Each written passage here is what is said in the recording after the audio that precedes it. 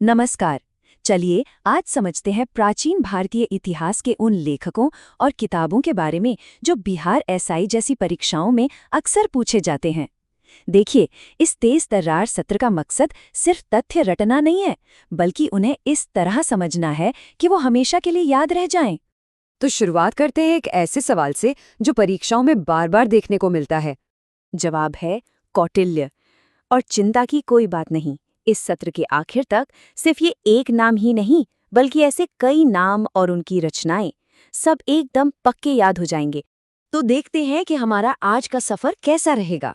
सबसे पहले परीक्षा के पैटर्न को समझेंगे, फिर वेदों की बात करेंगे, उसके बाद मौर्य और गुप्त काल के महान लेखकों को जानेंगे और आखिर में एक क्विक रिवीजन से सब कुछ पक्का कर लेंगे। ठीक है, तो सबसे पहले बात करते हैं प्राचीन भारत के ज्ञान की नींव की, यानी कि वेदों की।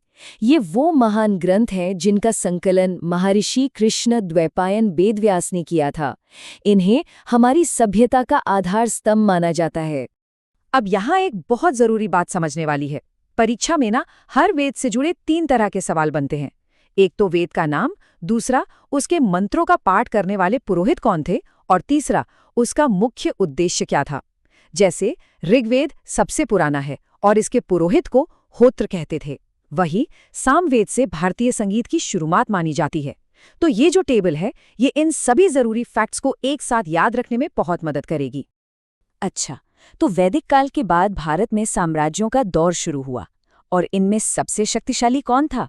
मौर्य साम्राज्य।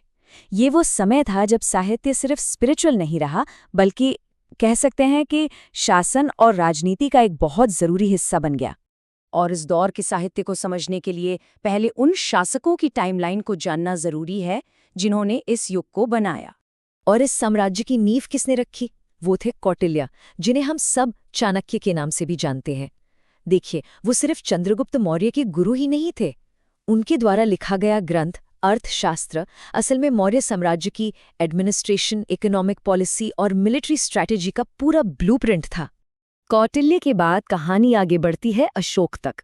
कलिंग युद्ध के बाद उनका जो ट्रांसफॉर्मेशन हुआ, जो बदलाव आया, वो हमें कई शिलालेखों और स्तंभ लेखों में देखने को मिलता है। मौर्यों के बाद अब चलते हैं भारतीय इतिहास के स्वर्ण युग में, यानी गुप्त काल। ये वो दौर था जब लिटरेचर, ड्रामा, पोएट्री सब कुछ अपने चरम पर था, और इसी समय हमें कुछ ऐसी रचनाएं मिलीं जो आज भी अमर हैं। और जब गुप्त काल की बात होती है तो सबसे पहला नाम जहन में आता है कालिदास का। उनकी रचनाएं तो भारतीय साहित्य का खजाना है, जैसे कि मेघदूत, शाकुंतलम, रघुवंशम। इन सब से सीधे सीधे सवाल बनते हैं।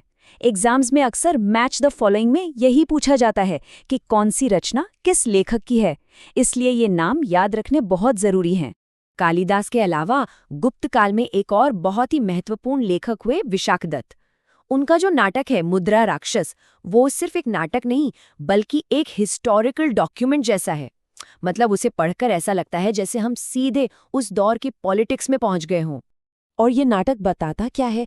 ये पूरी कहानी बताता है कि कैसे चंद्रगुप्त मौर्य ने चाणक्य की मदद से नंदवंश को हराया। तो मौर्यों के सत्ता में आने की पूरी पॉलिटिकल स्ट्रेटजी को समझने के लिए ये एक बहुत ही इम्पॉर्टेंट लिटरेरी सोर्स है। अब देखिए, गुप्तकाल सिर्फ साहित्य और नाटकों के लिए ही नहीं जाना जाता। इस दौर में साइंस और मैथमेटिक्स में भी जबरदस्त प्रोग्रेस हुई, और इसके 2 बेहतरीन उदाहरण हैं ब्रह्मगुप्त और आर्यभट्ट। चलिए तो अब एक फटाफट रिवीजन कर लेते हैं। ये वो की पेयरिंग्स हैं जो परीक्षा के लिए सबसे ज्यादा जरूरी हैं। पहला, कौटिल्य, मतलब अर्थशास्त्र। शासन कला की जब भी बात होगी ये नाम हमेशा साथ आएगा। दूसरा, कालिदास, मेघदूत और शाकुंतलम। ये 2 नाम तो बिल्कुल भूलने ही नहीं हैं। और तीसरा, विशाखदत्त। जब भी पॉलिटिकल ड्रामा की बात हो तो मुद्रा राक्षस को याद रखना है। तो इससे एक बात तो साफ है, ये ग्रंथ सिर्फ किताबें नहीं हैं, ये अपने समय का आईना है। इनका इम्पैक्ट इतना गहरा था कि सदियों बाद भी ये रेलेवेंट है। और आखिर में एक बहुत ही दिलचस्प बात, जो कौटिल्य का अर्थशास्त्र है वो सदियों तक खोया हुआ माना जाता था। किसी को पता ही नहीं था कि ये मौजूद है। फिर 1905 में आर शमा शास्त्री ने इसे फिर से खोज निकाला, और इस एक खोज ने प्राचीन भारत की शासन कला को लेकर हमारी पूरी समझ को ही बदल कर रख दिया।